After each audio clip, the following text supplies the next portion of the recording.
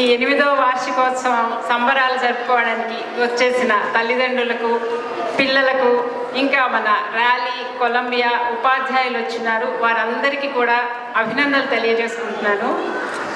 ఒక్క 2 మాటలు చెప్పుకుందామండి ఇవాళ మనం.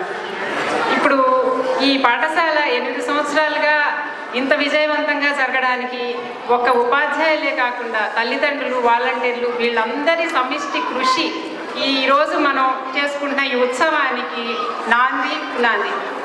ఇంకొకటి చెప్పాలంటే ఈరోజు ప్రపంచం అంతా అంకెల గారడీలో బ్రతుకుతోందండి. ఎలా అంటే మనం విద్యార్థి తెలివితేటల్ని 93% మార్కులతో కొలుస్తాం. అవి వస్తే కానీ ఆ విద్యార్థి తెలివిగా గుర్తించాలి. అలాగే ఒక టీవీ ప్రోగ్రామ్ రేటింగ్ని టీఆర్పీ రేటింగ్తో కొలుస్తాం. ఆ జర్నలిజం ఎథిక్స్ మర్చిపోయి ఎలాంటి అసభ్యమైన, ఎలాంటి వార్తల్ని ప్రసారం చూస్తుంటాం. ఒక చిత్రం గొప్ప చిత్రం అనడానికి ఎన్ని వందల కోట్లు ఖర్చు పెట్టారనేదే మనకు ముఖ్యం. ఆ చిత్రం ఎంత అసహ్యంగా ఉన్నా, ఎంత అసభ్యంగా ఉన్నా అందరం వెళ్ళి చూస్తాం. అది ఒక చిత్రం గొప్పతనాన్ని ఆ విధంగా కొలుస్తుంటాం. అలాగే ఒక దేశ నాయకుడిని వెన్నుకోవడానికి ఎన్ని ఓట్లు వచ్చాయన్నది ముఖ్యం. ఆ ఓట్లు ఎలా వచ్చినా సరే మనకి. ఈ విధంగా ప్రపంచం అంతా అంకెల గారడీలో బతుకుతుందండి. అలాంటి ఈ సమయంలో ఒక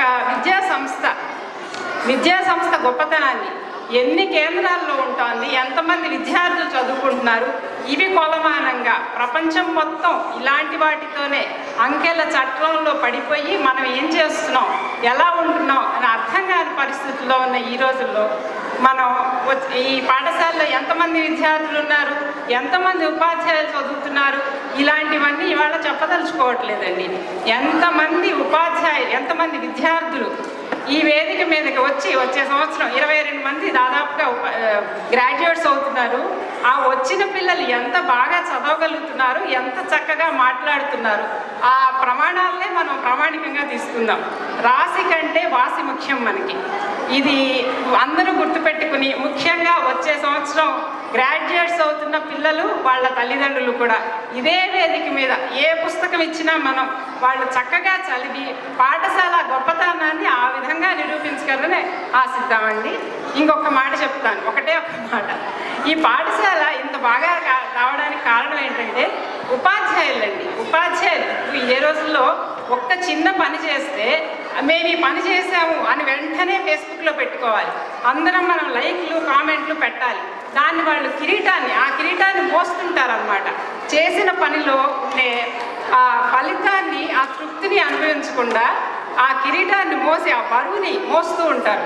ఇది మేము చేసాం, నలుగురు మెచ్చుకున్నారా లేదా, ఇదే ముఖ్యం. అలాంటి ఈ రోజుల్లో వారానికి 1 గంట మాత్రమే కనిపిస్తుంది ఉపాధ్యాయులు చేసే పని మనకి. కానీ ఆ 1 గంట కాకుండా ఆ క్లాస్లో ఉన్న 10 మంది పిల్లలు, 6 మంది పిల్లలు, ఎంతమంది అయితే అంతమంది, వాళ్ళని తమ సొంత పిల్లలుగా భావించి, వాళ్ళు తెలుగు మాట్లాడకపోతే వీళ్ళకి తపన, హోంవర్క్ ఇంటి దగ్గర చేయించట్లేదో క్లాసులోనే కూర్చోబెట్టి చేస్తున్న టీచర్స్ని చూసాం అనమాట. ఇలాగా ఎంతో గొప్పతనాన్ని గుండెల్లో దాచుకున్న మన టీచర్లని సత్కరించుకోవాల్సిన బాధ్యత మనకుంది. ఒకసారి టీచర్స్ అందరూ వేదిక మీదకి రావాల్సిందిగా కోరుకుంటున్నారండి.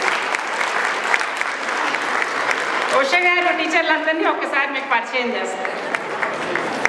అందరూ రండి. నేను పేరు చదువుతున్నాను కానీ మీ సీక్వెన్స్లో లేకపోయినా అందరిని రమ్మని ఆహ్వానిస్తున్నా.